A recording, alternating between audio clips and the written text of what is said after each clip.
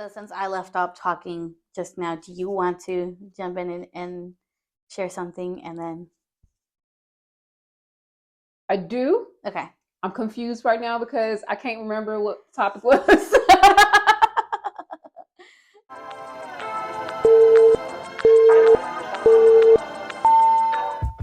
We believe marriage teaches us more about ourselves than we would ever find by only viewing ourselves from a distorted lens. Don't believe us? Stay tuned if you dare to form a different opinion about yourselves from each episode. This is Unfrequent Talks with Jenny and Aaliyah.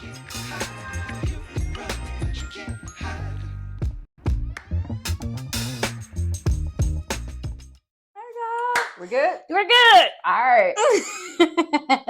I'm excited to be back in the seat. I know. Just the elephant in the room. It's been a month. Oof. And we have not posted anything. We have not recorded anything. No, we are truly sorry. Yes. We need to let the people know why. Why? Life been life, and that's why. That's it. It's been life, okay? But we are committed. Yes. I love this podcast. You love it too. And we're going to keep it going. And I think it also shows the human in us. We all preach about wanting to start a podcast, want to do something on social media. And then we take that lapse of a break because things happen. But we get back on the horse and we continue to ride. That's right. Giddy up. And I think what we're going to talk about today is pretty juicy, so I think it's worth the wait. Yes, I do. So we're going to talk about this lovely post from the holistic psychiatrist on Instagram. She's pretty awesome. But she made a post. It was labeled the new generational wealth. Yes. And before I showed it to you, what did you think that I meant by that? So at first glance, when I saw the new generational wealth, I thought it was them taking a different approach on how to create generational wealth for your families. Dollar bills. Yeah, dollar bills. That's what I thought about. Yeah. And how did you feel when I said, let's talk about this? Before you actually read the whole post? I honestly was like, is that necessary? Because it's, I don't know. I feel like I didn't feel confident talking about something like that, knowing that that's not like something I'm giving a lot of energy to. Yeah. Because we have our ducks in order. I'm not about this, this is what you're going to do to take care of your generation after generation. It's like, no, sir. We're not going to do that. No, ma'am. No ham. So what the rest of the post pretty much said was the new generational wealth is having parents in a household that communicate effectively, that have a healthy relationship with each other and with their children, and that show love and affection properly and nurture the household. And I think that's a beautiful way of looking about generational wealth, because oftentimes I feel like we talk about generational trauma carried on from families, and we're still dealing with the issue. For example, I spoke at a women's conference earlier in August. Yeah, that was wonderful. And thank you, honey. I really appreciate you coming to that. All the ladies there were great. I cried, of course, because I'm a crier, and I really tried not to look at your face while I was talking. I said I was going to start really crying. So I'm proud that I didn't cry while I was talking. But nonetheless, one of the lovely speakers said that her generational trauma that she carried on was her mother didn't raise her, and her grandmother didn't raise her mother, and her great-grandmother didn't raise her great-grandmother, her grandma, whatever. So that was like the consistent trauma that kept happening generation after generations, like mothers abandoning their children. And that's not the only one. That's just an example that I'm using. And just as much as we talk about generational trauma, I think it's important to talk about the cycle breakers and creating that new generational wealth, because wealth doesn't necessarily always have to mean a dollar sign. a dollar sign. Yeah. Physical items, like it's your mental, it's spiritual, emotional, and your actual physical health. Yes, exactly. That's the real wealth. All those things bundled together. Because if you're not 100% using your vessel and taking care of yourself, then what good does having $1 billion in the bank account do for you? Yeah, a lot of people that have $1 billion are miserable. Exactly. And those are one of the reasons why you haven't really faced your new way of looking at the generational wealth perspective. I love what they said. I will say I would want to have like a substitute version of that because we don't have children yet. I think that perspective has a focus for us in our marriage, like relationship wise, being available for each other emotionally, mentally, and spiritually. I think this conversation has a lot to do while we did have a break in recording because we were going through a couple rough patches. And I want to be transparent in the sense of just saying, like, in marriage, you go through rough patches. And it doesn't mean that, you put on a brave face and you just continue carrying on. No, you take that face off and you show it to your partner. And I think that's what happened with us because we are really starting to see each other and we're like, look, this is what I want. And I'm not getting this from you. And we need to work this out in a certain way. So, yeah. Yeah, it is. And it plays that statement, the new generational wealth plays a big statement with relationships, like you said, not just for being a parent. Like being a parent. Because another example of another cycle is like people getting into the same continuous type of relationship, the same continuous type of personality, and you are what you attract. Absolutely. And if you're attracting, if you are not stable within yourself, you're going to attract somebody that's not stable. And it's very important to really just like love on yourself, love on your mental health, love on your soul, your spirit, all that stuff. Because if not, then like the cycle is going to keep on repeating, and that's going to carry on to whomever you're around. Like even if people don't have children, right? Yeah. If you're gonna, people are gonna be around kids regardless whether they have kids or not. Because that's just the way life is, like your friends are gonna have kids, your siblings, your relatives, whatever, they're gonna have kids, and you're gonna be around them, and you might not have any kids, but you still might pass on that trauma that you're keeping yourself in a cycle for to someone else who's watching it. Because you never know what's going on in people's homes that might not be so influential. You never know who you're going to influence, like period.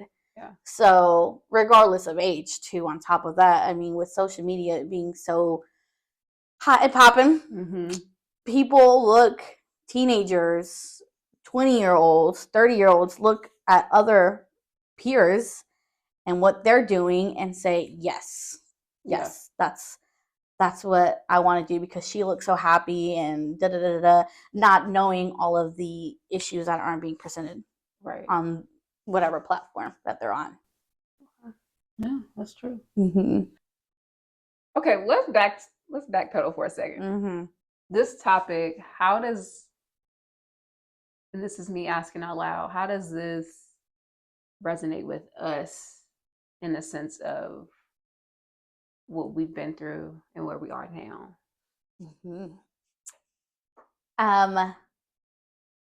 I feel like we came into this relationship with a lot of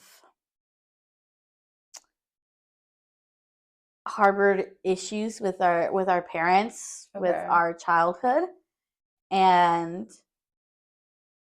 we know that we didn't want that to portray in our marriage, Yeah. but we still kind of like were doing that.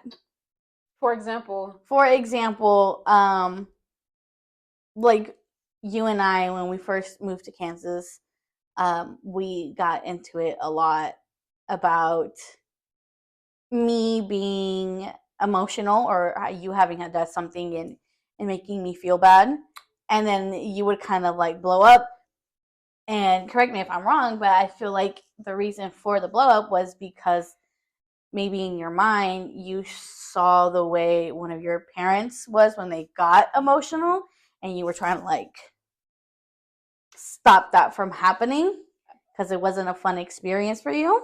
Absolutely, that's very true. Um, yeah, I saw my mom be emotional a lot. Um, and when those times happen, I was always trying to be that little bit of serendipity for her, or that type of false dopamine for her to kind of like remove the hurt and the trauma, because it's just something that at the time as a kid I'm thinking like I can fix it. Like I'm her daughter, I can fix it. But as I get older and I'm in my own relationship, I'm like, I didn't know how to fix it with my mom. How do I fix it with my wife? Like that's traumatizing for me. So of course I'm aborting, I'm running. I don't want to deal with this. So the best thing for me to do is just to tell you to cut it out. Like, go do what you need to do for yourself and come back to me when you're normal, because I don't want to deal with that. Yeah. I mean, that was crazy. But what's interesting is, you know, I look back and I'm like, yo, I'm so happy I'm so happy that girl went through what she went through. I appreciate her because she's helped me be who I am now. But the funny part, and I would love to have a whole different conversation on this, but it connects to this because you've picked up that personality trait that I carry. And we talk about this in therapy, where it's normal for marriages to swap personalities at a certain point in time, because you've been together so long and you learned the do's and don'ts of each other, and you learn how to maneuver it to the point where you kind of camouflage into that persona without even wanting to. It just happens. And so when it happened, like, I feel like that's where we are now, and we're slowly coming out of it. And in a sense of, it's hard for me. Like, when we get there, when you're there and I don't want to say you're in a sense of where you don't want to deal with my feelings. I would say it's in a way where you are demanding me to give attention to your feelings and your feelings alone. Like, there is no room for Aaliyah to bring her feelings into the situation right now. And so that's where I am learning to always be nice to you, because I have been mean, where I get nasty with you too, where I'm like, look, if you want to be like that, I'm going to be like that too, because my feelings matter too. But I'm learning that just adds more fuel to the fire, and I have to be more nicer to you, because you aren't who you usually are in that moment. Like, your parts are frustrated and they're acting out. Yeah. So to piggyback on what you said, another thing that I feel kind of correlates with the new generation wealth topic is what you were just describing is a lot of tit for tat. And I feel like is something that we brought because of our parents, and probably because of their parents. I know my grandpa, he's a piece of work. And he did a lot of tit for tat things, and my parents did a couple of tit for tat things. Same for my parents. Same thing for me. Like, I came in here doing some tit for tat things, like, oh, you're going to do that? Oh, so I'm going to do that. And so we are working, I feel like, very positively in a very great direction to steer away from that with the help of our lovely therapist. It's been a journey, and I will say the best thing that I think could have happened to help push us away from that generational trauma and to keep it from continuously happening in our marriage and to continue on another generational trauma, which was just staying in a marriage, just to say that you're in a marriage or a relationship. Yeah. To say that you're not alone. Yeah. Or just to simply say, I wasted all these years, I'm just going to keep going. And what has stopped that from happening, I feel like, is therapy. So so for me, I will say this. To stop being tit for tat, because it was not going anywhere. No, it never does. It never does. I've combated that with being nicer to you and really digging deep to be present for you, because like there are times where, you know, I am the scapegoat for something that you're upset about. And I saw this somewhere and it resonated with me. It said, you can't, in these moments, you can't throw facts before emotions. Like you have to understand, like, for example, if I am in 12 feet of water, and everybody know I cannot swim. If I decided to jump in 12 feet of water, oh, man. There's a fact. I can't swim. Why did she put herself in the water? She doesn't have a life jacket on. You know, you have a lot of facts, but in those moments, you don't care about the facts. The emotion is, my wife is drowning. I need to get in there and save her. So you don't think nothing about it. You jump head in deep. And so I've come to that conclusion where I am notorious for wanting to fix things for you, as soon as there's a problem, I want to fix things for you. And I also want to give you facts on why, you know, there's no reason to think or feel the way you feel in that moment. Yes. And so I'm learning that you are feeling an emotion right now and it needs to be present for however long it needs to be present. But at the same token, I need to be there with you, and not in a sense of trying to fix things for you, but physically and emotionally being present, because I am notorious for, you know, just wandering off in my mind, and you can see it in my aura.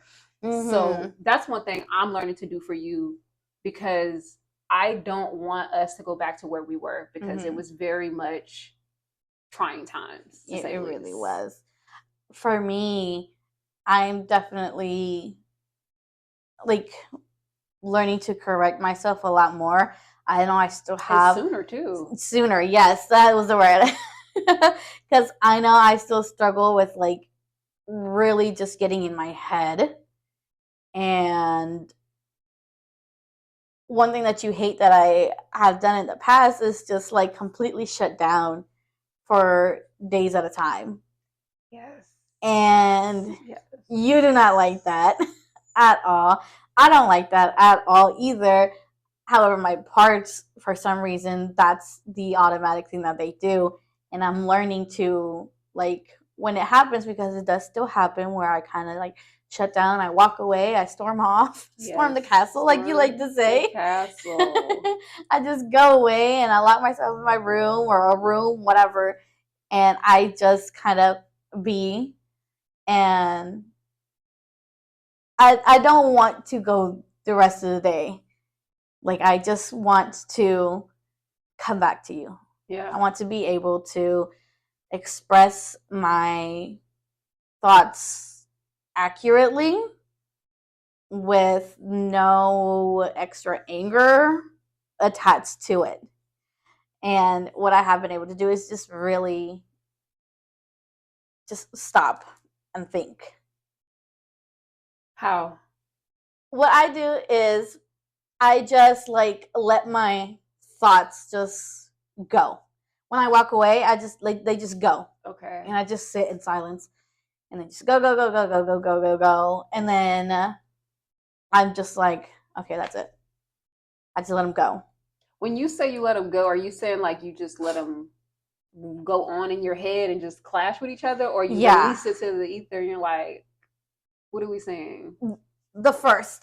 Oh, so you're just letting them talk. I'm letting them talk and say whatever they want to say. You're not attaching on to one or the other. Exactly. Okay. Yes, because what I used to do is I used to attach to one. I used to attach the anger and defensiveness and just come at you and attack you and just spew out whatever they're saying, and then the other one is just like, no, she needs to learn her lesson.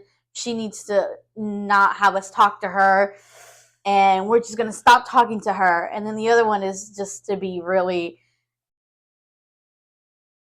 just sad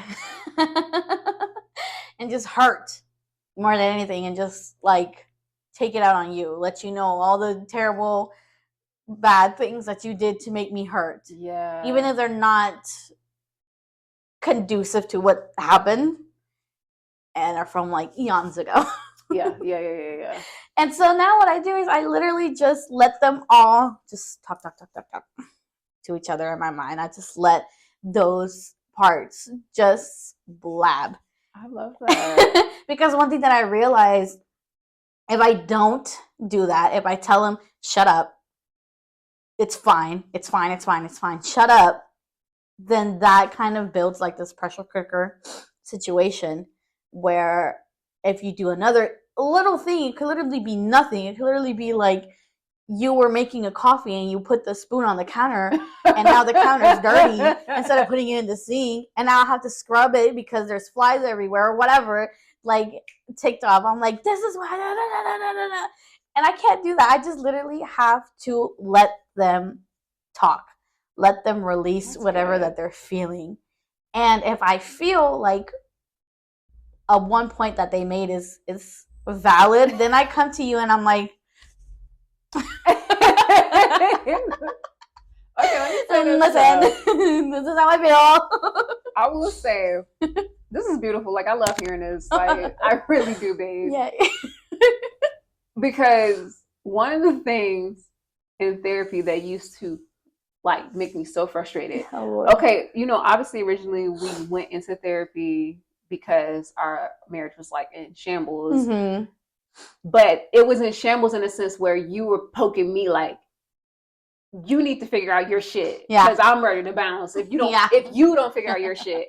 And so a lot of the conversations and the sessions were geared and focused on me and what I need to do to fix myself.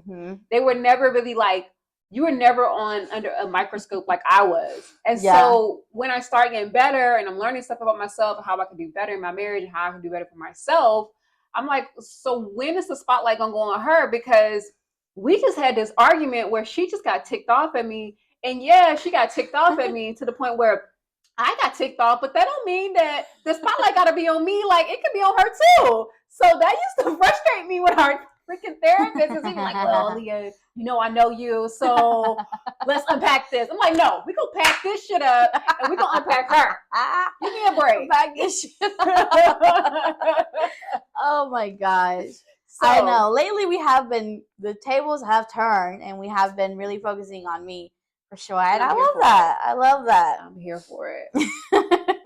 I'm so proud of you, babe. Like, I really am. Thank you, honey.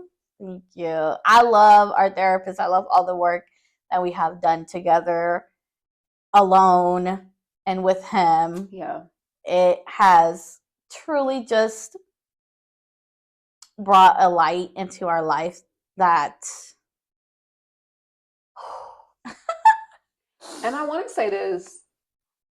Most people think that, you get all your answers while you're in the session of therapy. It is the opposite. It's from those sessions you're able to maneuver and gather the answers outside of therapy, because we still go through collisions with each other. Like, we're always going to go through situations where we're not going to agree on things.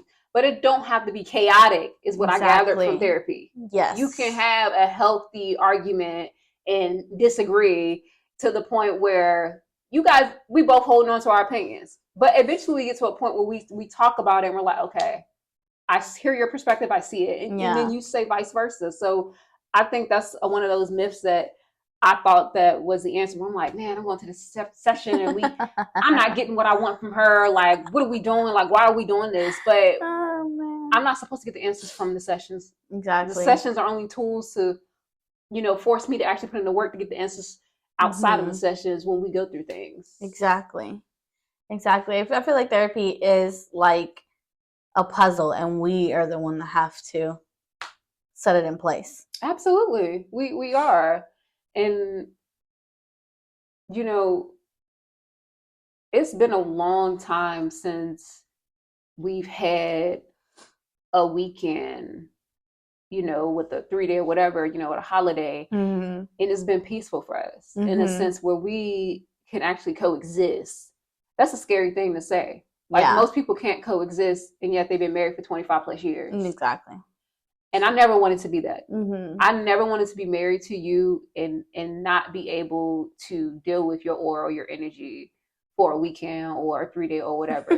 So I really appreciate Exactly. the hard work we've been putting in together, because we still do disagree, but we are learning. Like you said this weekend, you said, babe, I'm learning my battles with you, Mm-hmm. because some things aren't necessary for me to pick and poke and prod at you.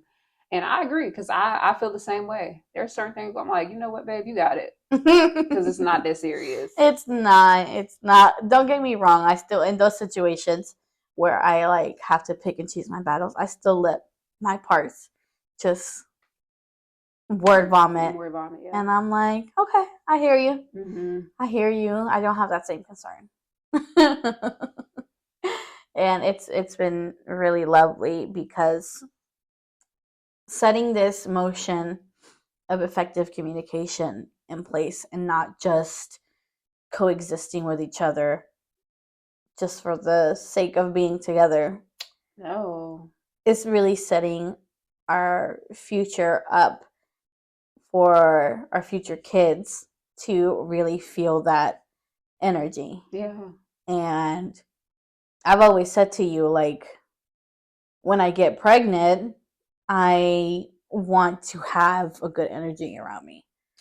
Said that many times. It's like, I don't want to go into a situation where I'm like super stressed, because my body takes it out on me. Mm-hmm. Like when I get stressed, I like break out in hives. You've seen that? Yeah. When I get stressed, I like break out in acne, and I don't want anything to harm our unborn child when we get to that phase. Yeah. So I'm really happy on the trajectory that we're going. We are smooth sailing right now. We get a little turbulence, but it's like though. Exactly. Exactly. I feel like I'll add an analogy to that, because with the whole puzzle situation, like the therapist gives you a puzzle and then we figure it out, and we have great days where like the puzzles just start fitting together, and then you get to this like one corner and you can't find that piece anywhere, and you looked and looked and looked and you get frustrated, Mm-hmm. and then there it was the whole time. And then we're learning to, instead of arguing with each other and getting frustrated with each other, we're learning to like, okay, you take this half of the leftover puzzle and I'll take this half, and we'll look for this puzzle piece together. Yeah. And you can get mad at your pile. Mm-hmm. I can get mad at my pile, mm-hmm. but we're never going to blame each other for the piles that we have. Right. And that we're in control of. I love that. That's beautiful. If there is anything I would, add to that, is I'm learning to be a bigger person. Mm-hmm. Me too. Oh my gosh. Because for so long, I used to fight with you of wanting you to be the bigger person for me. Mm-hmm. And that's what you're fighting with me about. Like, you're wanting me to be a bigger person for you. And so everything is contagious. Like, if I'm feeling that way, you're going to feel that way. Mm-hmm. But if I decide, you know what, I'm going to be the bigger person, I'm going to have grace for my wife. She's having a too, she's having a moment, got it, she's in her funk, I'm going to be present for her. And when there are days when I'm having my too and I'm having my funk, and you are starting to be there for me, because we were at a point where I didn't want to have an attitude, because if I had an attitude, that shit would trigger you to have an attitude, and your attitude blows and explodes, and my attitude gets immersed into your attitude. Like, your attitude takes over the whole situation, to the point where I'm like, I was the one upset. Like, why am I apologizing now? Right, I know. And so I just appreciate the fact that you are coming around to that, and you're seeing my emotions, because I haven't always shown you my emotions. I've been very closed off with that for years. Yeah. And so you're starting to get more comfortable and like, okay, she does have emotions. It's not just a brick right there, a beautiful brick. Beautiful brick. So I really love where we're headed. Me too. Makes you super happy. I'm just gonna keep showing up, like I tell you every day. Mm-hmm. Keep showing up, putting in the work. Me too, babe. I love this life with you. It's helped us be very peaceful. Peace is surprisingly showing up a lot lately. The pieces are showing up a lot. No, the peace. The peace. The peace is showing up a lot lately. Peace. Oh, yes. Peace, like peace and love. Peace and love has been showing up a lot in our marriage. It has, and I love it. I love that we are able to talk about like our past issues before we got together, our past issues when we first got together, our past issues when we were like kind of going through the woes of life and marriage. Yeah. To get to this point. Because a lot of people still can't talk about their past issues without creating some sort of conflict. Yeah, that's true. And we were a part of that boat not too long ago. And like you said, there's a lot of peace showing up. And I could not be more grateful. I love you. I love you more. Ah.